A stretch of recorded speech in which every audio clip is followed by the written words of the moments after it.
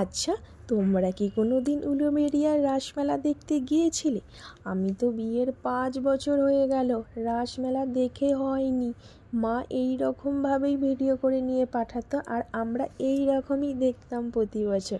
তাই ভাবলাম এই বছর তোমাদের সঙ্গে একটু শেয়ার করি।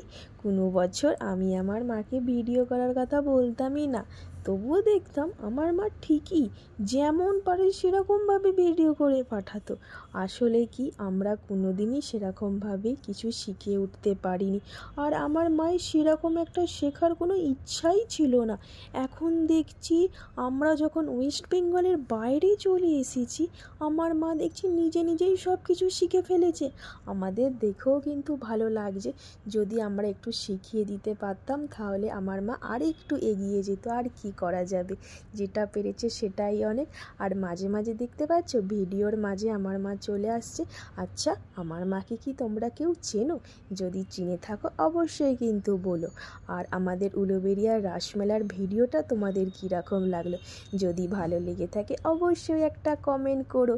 আর ভিডিওটা হয়তো সেরকমভাবে তোমাদের ভালো লাগতে নাও পারে, কারণ আমার মা সেরকমভাবে তো ভিডিও করতে পারে না। যেরকম পেরেছে সেরকমভাবেই ভিডিওটা করেছে, কি আর করা যাবে। একটা কথা আছে নাকি, সে দুধের স্বাদ ঘোলে মিঠিয়ে দিতে হবে। আমরা কিন্তু এরকমভাবেই 5টা বছর হয়ে গেল এরকমভাবেই করছি। ভিডিওটা ভালো লাগলে অবশ্যই পাশে থাকবে।